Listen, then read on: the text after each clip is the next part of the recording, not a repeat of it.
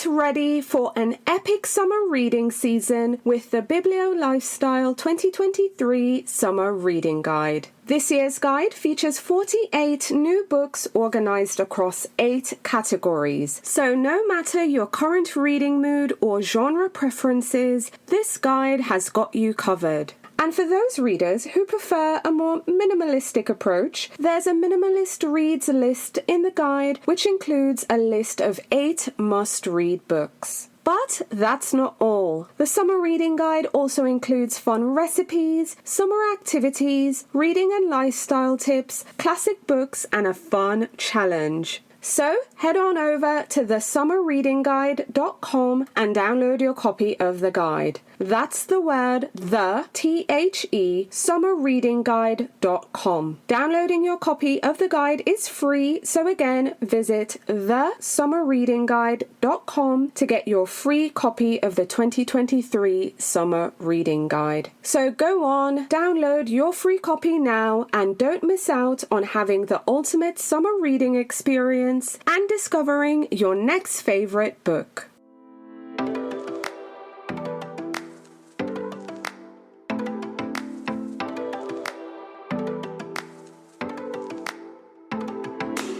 Hello, I'm Victoria from Biblio Lifestyle, and you're listening to the Reader's Couch podcast, the show that will help you bridge the gap between living a full and busy life to one where you're reading, learning new things, and having fun. Today on the couch, I'm so excited to welcome author Ore Agbaje-Williams to talk about her debut novel, The Three of Us. The Three of Us is a novel set over the course of one day, and we see how the long-standing tensions between a husband, his wife, and her best friend finally come to a breaking point. Now in this episode, Ore and I talk about so many things, from her inspiration to write this novel to us playing a fun game where she decides if some toxic couples from classic literature should stay together or see other people. Ore also shares some book recommendations, her upcoming projects, and lots more. So let's get into the episode, because I can't wait for you to listen to my chat with author Ore Agbaje-Williams.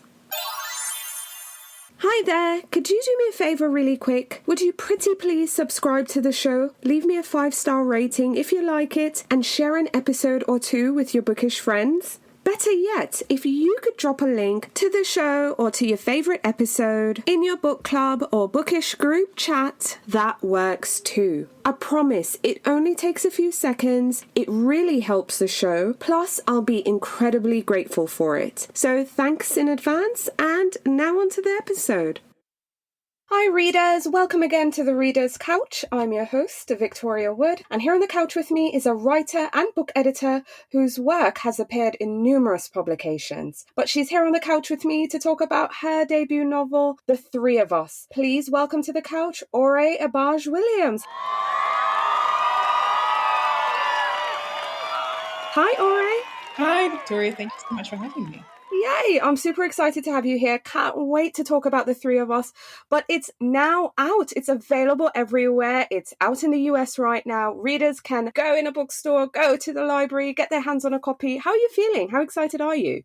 It's amazing. I'm so excited, especially because the US team have done such an incredible job with the whole publication. And I've just been astonished about how many people they've managed to get it to and the places that I've seen it and like the reviews and things like that. Yeah, it's just really exciting. And my sister lives in the US, so she's gone to get her copy today as well, which is really nice. Whoop, whoop. I love it. Amazing. But I want readers to hear it straight from you. Tell us about The Three of Us and what can they expect when they pick up your book? Ooh, okay. What can they expect? That's a good. I've never had that one before. So brief sort of elevator pitch of The Three of Us is a book of fiction that asks the question, what would you do if your two favorite people, your partner and your best friend, hated each other? It's set over the course of one day, told from all three of their perspectives. First the wife, then the husband, and then the best friend. And there's also a fourth character, but you don't see their perspective. And that fourth character is all the wine that they drink, because there's a lot of wine in this book. And as the day goes on, and more wine gets consumed, more words are said, and not many of them are good. But sort of the tension between the best friend and the husband sort of comes to a head, and sort of the wife's role in that whole tension, that whole relationship is also explored, and it's just a really sort of fun thing to get into. And what can readers expect? Some tension, a lot of wine, a lot of sort of cutting remarks and jokes, and a lot of fun, I hope. That's my hope, at least, anyway. It was lots of fun for me to read. I was tearing through the pages, and just in case you didn't know, that wine is a fourth character. It's on the American book cover, so hello. All right, I want to kind of get into the characters. So I found it super interesting that the wife and the husband were unnamed. Tell me about that decision, first of all. So in the first instance, it was because I just couldn't think of names for them. And any name I was coming up with, it just wasn't fitting. And then I thought more about it. And I thought, actually, the fact is they see each other as those roles. They see each other as wife and as husband. And that is how they relate to one another. They're not necessarily seeing each other as separate individuals with a whole other lives and personalities and things like that. And I was like, oh, okay, that's so interesting. I was like, maybe that's exactly the way that they should relate to each other and how they should refer to each other. And then from Temi's perspective, the husband is like her friend's husband. There's a layer of person in between the two of them. She so doesn't want to be associated with him. And then for her friend, that's who she sees her friend as her friend. And that's who she is. And that's who she'll always be to her. She's not anybody's wife. She's not anybody's daughter. She is just her friend. And so I thought that idea of, exploring the roles that they have and how they see each other in those roles would be a really interesting way of doing that by just not having names for either of them. I actually like it. I think it worked. So let's talk about the wife. I mean, what's going on with her right now? She's grappling with the prospects of pregnancy.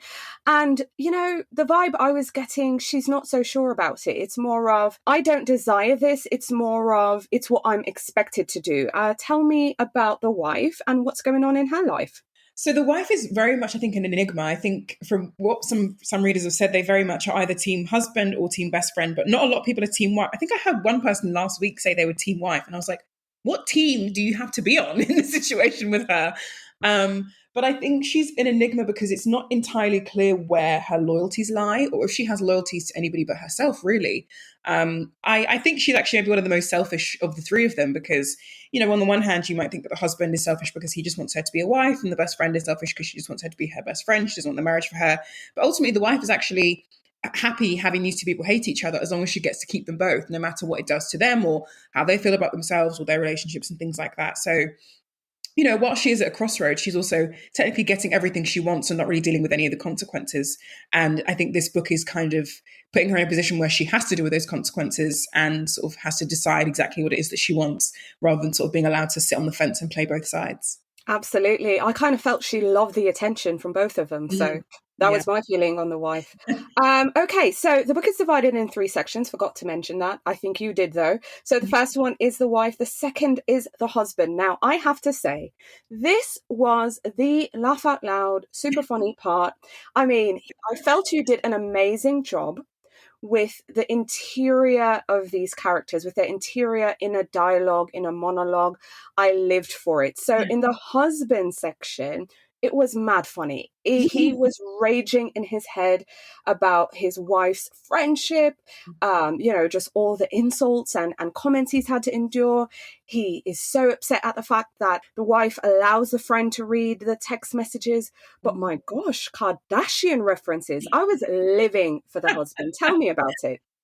It's honestly really funny to me because I would have thought that everyone would find Temi the funniest, but everybody finds the husband so funny. And I guess maybe that's what happens when you're not putting as much effort into actually trying to be funny. It just happens on its own. But I think I was really trying to write someone who was a little bit moany, to be honest, and was just complaining. I've learned over the last year and a half, I love to complain a lot. I've discovered I'm working on it, but sometimes it's cathartic. And I just loved kind of creating this person who's just complaining about everything. It's like, this is like this and this happens and I hate this and I hate this and I hate that. And I think I really, I never have seen references to Kardashians in fiction. And I thought, what, this is a really great opportunity to use one of the most iconic lines ever said on television in a book. Kim, there's people that are dying. I just thought that's the perfect line to use here. And also just a way to kind of make fun of him because when he's complaining about something and he's annoyed, she's like, oh, quoting the Kardashians, Kim, there's people that are dying. And he's like, are you serious? Like, it kind of takes him out of the situation because he's just so annoyed about it. But then he adopts it anyway. And I just thought this guy he's so desperately trying to protect his peace. but he's almost powerless in a way. He's doing everything he can, but that's basically nothing. And I really wanted to explore that. So I love that people find him so funny. And because he is kind of a little bit helpless and hopeless, but I think maybe that's what people find really interesting and entertaining about him as well. Yeah, because that's what I was going to say. They're moaners and then they're moaners, but then they're moaners and he's just funny, just really funny. I think it's the references, it adds levity, and we do realise he's powerless and he's just saying, you know what, I'm not going to do anything because I'm trying to stay out of jail here. So, all right. So, third section is all about the friend, and this friend has extreme ideas about men, women, relationship, marriages, all these things. And obviously, they have this, passive aggressive thing going on with the friend and the husband. Of course, there's the wine, but then she decides to hatch an evil plan. Now, we're staying out of the spoiler-free zone here, but I want you to tell me about this friend. Like, she's a wild character. Tell us about her. Yeah, I've had some really hilarious reactions to her. Someone's called her a witch. Someone's called her like the Queen of Chaos. I've had some really hilarious reactions to her, very visceral, very emotive reactions to her. And I just find that so funny because I really think that there is an element of each of these characters in all of us. There's someone who wants everything to be okay, like the wife. There's someone who, wants their peace and they don't want anyone interfering in their business, like the husband. And there's someone who believes in truth, and what they believe is the truth and integrity, and is willing to do whatever they can to protect it. And the people who, they believe are losing it. And you could say that that's Temmie. So I find people's reactions to her funny. I think because she's such an outspoken character and she doesn't have the airs and graces that a lot of us have. I think particularly in Britain, we have this airs and graces thing where we're all very polite. And if we think something, we won't say it to your face, we'll say it behind your back kind of thing. So I think she's very much, I'm going to say everything I think about you to your face. I'm going to tell it like it is.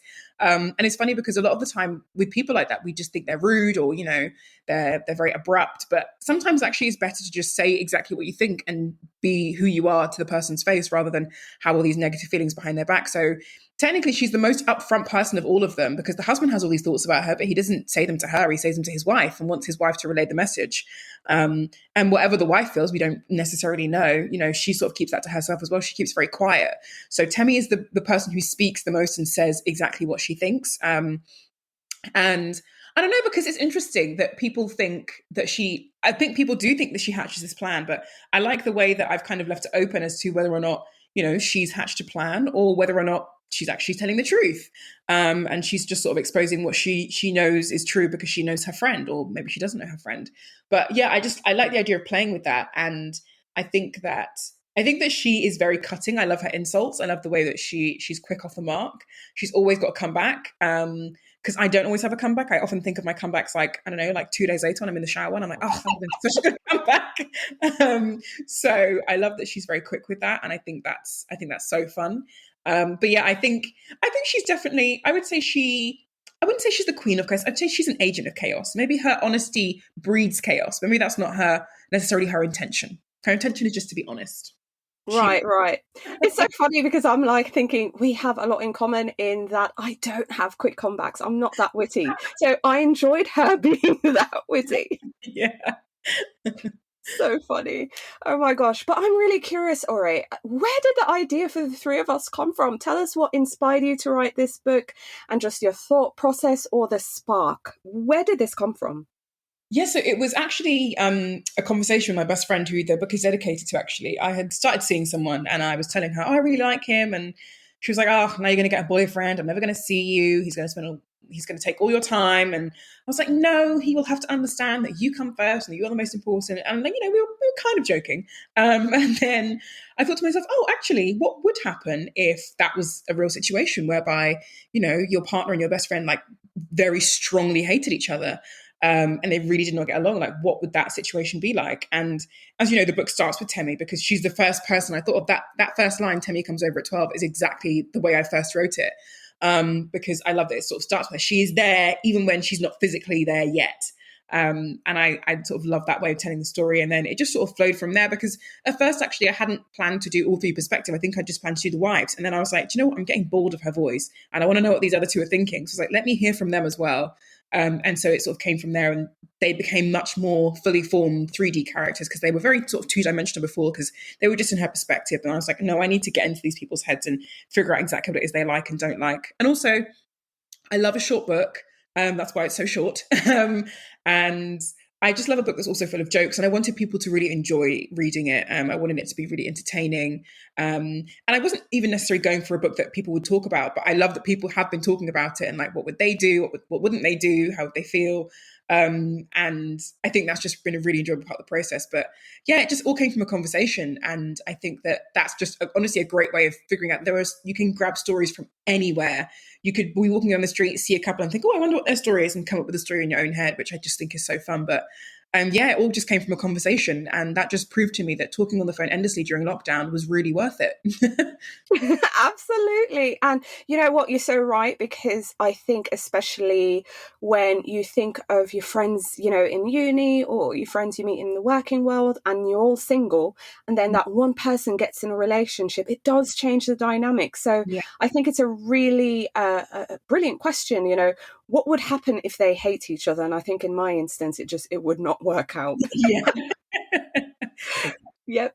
Okay, so on that note, I want us to shake things up on the podcast bit and play a game. And this one I'm calling, Should They Stay Together or See Other People? So I'm going to list some couples from classic literature. They're a bit toxic, I have to say. And you're going to tell me if they should stay together or see other people.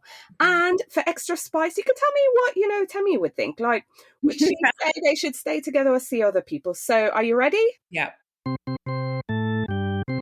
Yay, let's go. Okay, the classic of all classics, Romeo and Juliet. Should they stay together or see other people? Ooh. I'm going to say they should see other people. I think the murder in the families is just a bit much, and I think that they could probably find a more peaceful existence elsewhere. And also, I don't believe in the one, so I don't believe that there's just like one person for you. So I'm sure that they could find other people who their families would approve of, and they would just have more peaceful existences, to be honest. And there would be a lot less death in the family. Also, a lot less double suicide. You know, that's not necessary. Just a lot less death, which I think the husband would agree with. You know, let's just have a peaceful existence, shall we? Exactly. Okay, couple two, Catherine and Heathcliff from Wuthering Heights. See other people. Like, I get it, but also, no, it's just a bit too brooding and sad for me. And time on earth is short. You just need to be happy. And it's just too complicated. Temi would also say, leave it alone. Like, she'd just be like, this is all too miserable. Let's just move on. We need to have some. She'd also just probably, to be honest, she'd just say, stay single. She'd tell everybody to break up. She'd just be like, stay single. It's more peaceful that way. It's a lot more fun. Probably right. And I was here thinking, I wonder what Temi would think about Tom and Daisy Buchanan from The Great Gatsby. Oh my Should they gosh, stay together? break up immediately and both get therapy. Get a lot of therapy, because you both need it. Also Tom needs to go to anger management, and Daisy needs therapy, and Daisy needs to go to therapy and to stop drinking or taking whatever it was she was taking in that book, because she was clearly on something. You need to leave that man alone. You really need to leave that man alone, because it's not working. And also, why did you procreate? That was a terrible idea. That is the $1 million question. Why? I don't know why you did that. Terrible idea. Yeah. Break up. No. Daisy, don't break up, get therapy, and then go back to, well, Gatsby's dead anyway, but if he were alive, don't get therapy and then go back to Gatsby. See other people. It's a terrible idea. Yeah. Move country. See completely different people. 100%. Okay, Anna and Vronsky from Anna Karenina. Ooh. Well, no, they shouldn't. Yeah, no. The thing is, with all these books, all these relationships are so messy, and it's like they're like almost, I don't even know, they're just like super, it's like you said, they're just toxic relationships that ultimately are just never going to work. And people get themselves into these situations and they're miserable. And it's like, well, if you just looked and not touched, everything would have been fine. Like, staring is okay from a distance if, you know, you're not right close to that person. But then when you start touching, it's a bad idea. You need to, yeah. I'm sorry, they're all no's, because it's just terrible. It's just terrible ideas to get together with these people when you just know it's not going to work. Yeah, it's a hard no. It's a hard no from me. Yep. I agree with you 100%. The last one, let's see if there's any hope for this couple. And it's one of my favourite books, quite honestly. The second Mrs. De Winter and the widower husband in Rebecca. Like, should they stay together or see other people? Ooh, that's a bit more complicated. Tammy would say break up because she hates all men. So, and I'm going to say consistent. I'm going to say break up. I think it's very sweet. But do you know what we've discovered from all these books? That falling in love with someone just breeds misery, and we should never do it. So I'm going to say split up. I'm going to say split up. Oh my gosh, 5 in a row. And we're all telling these people to break up. It's just a proof that they're toxic. And Temi would just say, we don't support men, women, marriages. Just get rid of it. Get rid of them. Very much so. All right. Well, thank you so much for playing the game. Pleasure. Now, I'm excited to get into your writing life really quick. I mean, how long did it take for you to pull together the three of us? So there's a technical answer, and then I feel like there's the more realistic answer. The technical answer is that it took me a month. However, I was writing it during what's called NaNoWriMo, National Novel Writing Month, in November of 2020. But also, it was even shorter than it is now when I first finished it. And technically, well, yeah, actually, it did take me just over a month to do it. But it was really short when I first finished it, and the ending was completely different. The husband and Temi sections were a lot shorter. Temi's section, I think, was maybe 10 pages. It was super short. And the realistic answer is, I think that I would say it took me about 2 and a bit years because I was writing other books and ideas before I got to this book.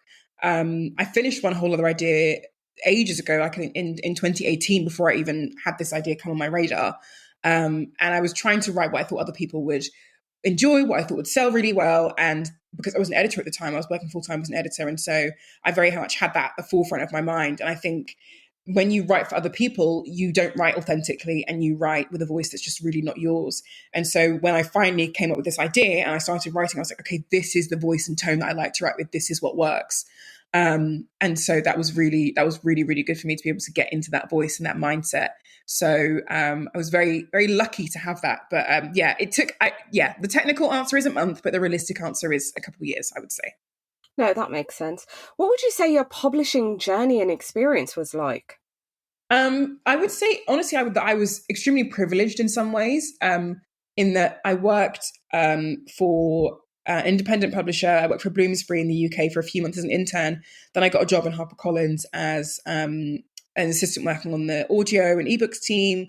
And then it just seemed like every year there seemed to be an opening. So either an opening whereby I'd be promoted or an opening whereby somebody would leave and therefore it would be an opportunity to sort of step up into their role. So I was very lucky to be promoted about every year and a half throughout my publishing career, which was fantastic. And honestly, some people wait far too long to be promoted, and even though they do amazing work, just because people don't move up and all that kind of stuff. So I was really privileged. And I think I've also met some incredible people along the way, people who read my writing, people who mentored me, and people who were just really kind with their time and to give me advice and things like that. So I think I've had a really privileged journey, and a lot of people that I met when I was working in publishing full time, I'm still really good friends with to this day. So a really good journey, I would say, yeah.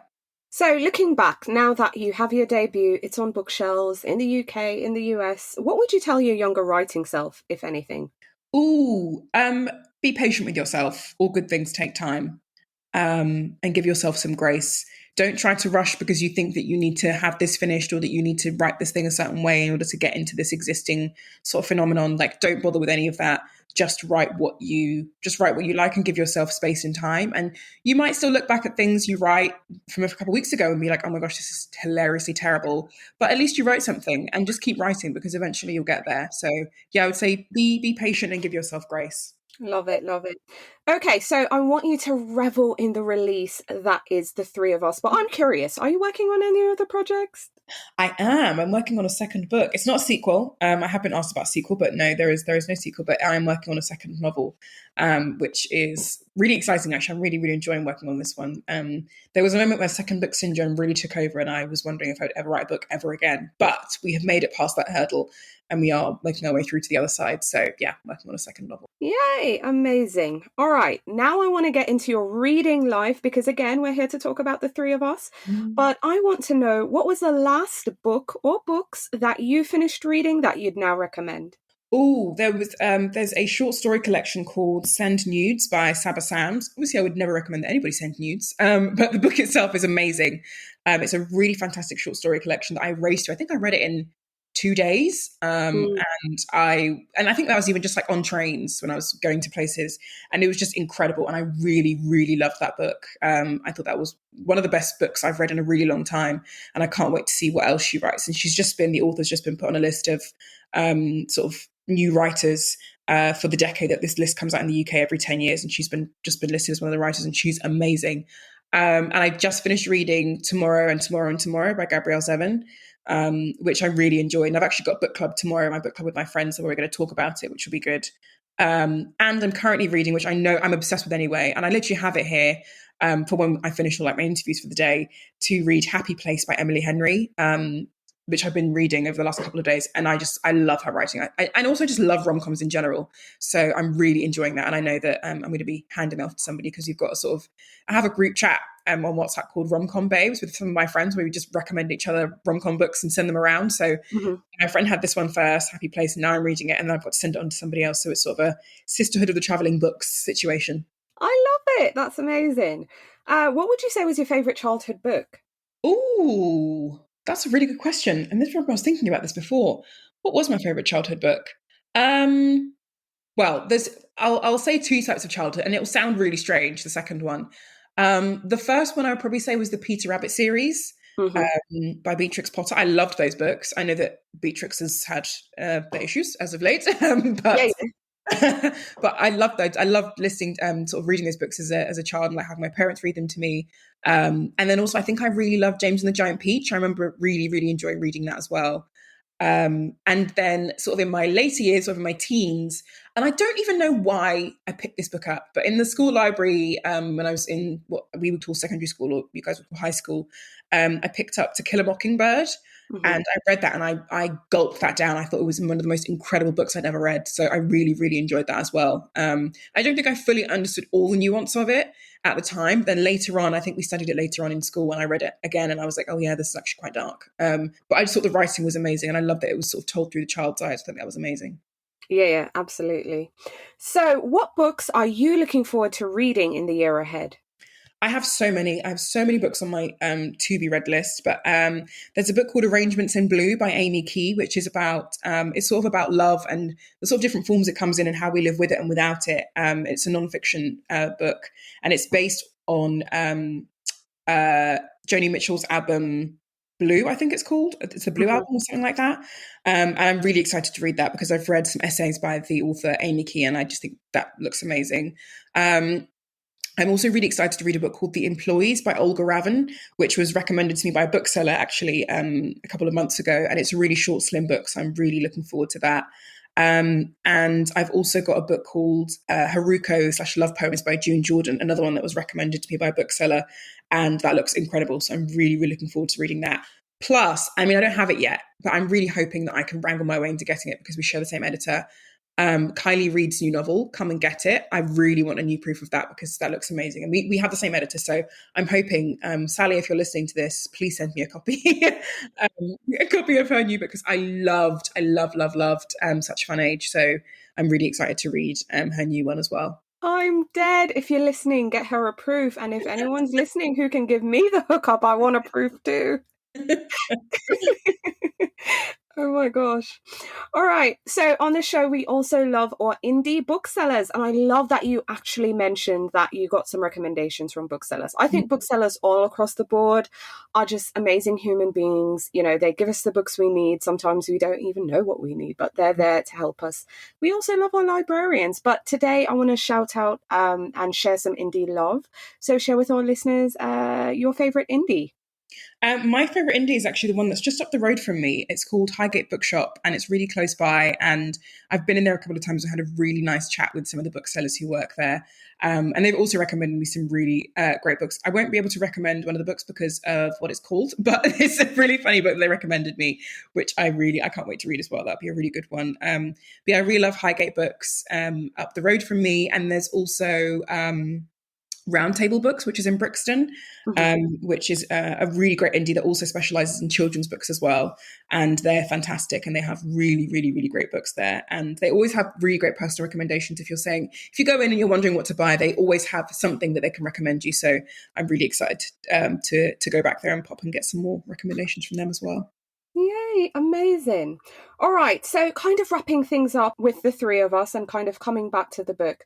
I know you've written the book, you've given it to us. I think it's great. I hope readers will give this one a go. But in your ideal world, what are you hoping readers might feel or think, or what thoughts you're hoping they might have after they've turned the last page on The Last of Us? On the three of us, I'm sorry.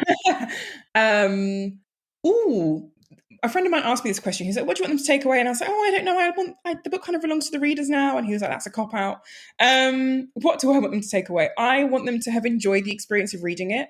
And not in a way that means that they should distrust everyone, but I just would love for them to then play with the idea in their own minds of, is everything as it seems? Someone said something to me a few weeks ago, which was that in any situation, there's one person's version of the truth, there's another person's version of the truth, and then in between it lies the truth.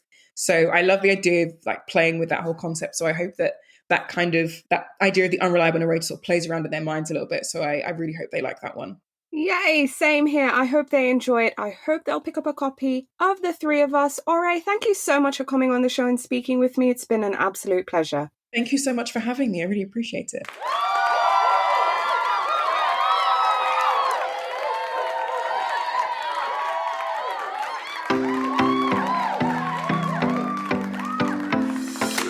Thank you so much for listening to the Reader's Couch podcast. Please subscribe to the show, share it with a friend, and take a few seconds to leave a rating and review. Until next time, stay lounging, stay reading, and whenever you're in doubt, go straight to your local bookstore or library. Thanks again for listening, and happy reading.